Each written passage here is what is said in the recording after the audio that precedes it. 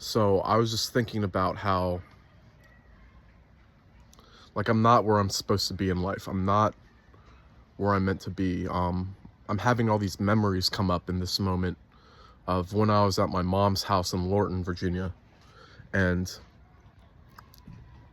I had all these insights. I had all these insights into, uh, like, metaphysical stuff, like, just how the mind operates with the reality. And, like, I was, like, kind of trying to think of it as, like, well, there's, like, a matrix or something. There's, like, if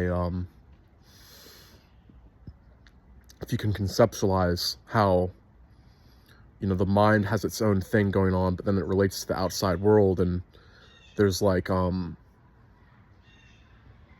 matrix that's like an equation that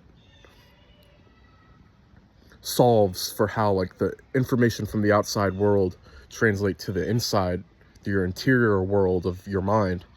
So I was having a lot of interesting thoughts about that. I had this one thought of basically, my position on this has changed, but so, like, I used to think that in the Christian apologist way, but Christian apologists would say, like, well, all the pagan gods imitated Jesus because, like, the devil influenced those cultures to create those myths as, like, a precursor, as sort of like a foretelling of Jesus.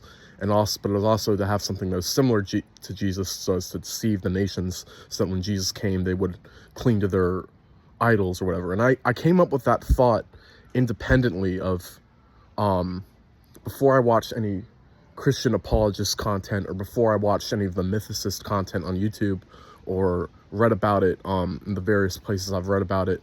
Like, I just came up with that thought completely on my own with no context.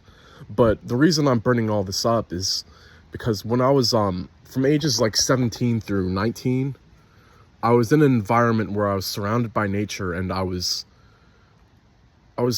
doing philosophy sincerely. And I just think, like, I was in such a better place then. I was in such a place of being attuned to the mode of thinking that I would like to have continued. And it just gives me this sense of longing for wanting to return to that place, wanting to, not necessarily like where I live with my mom, but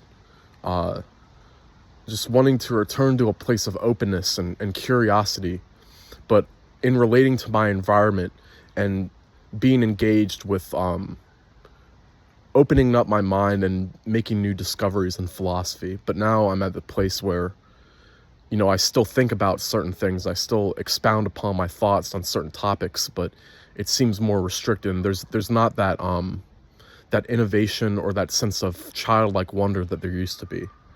So I don't know how to restore that. I feel like I've gotten older and everything seems so much more bleak and hopeless.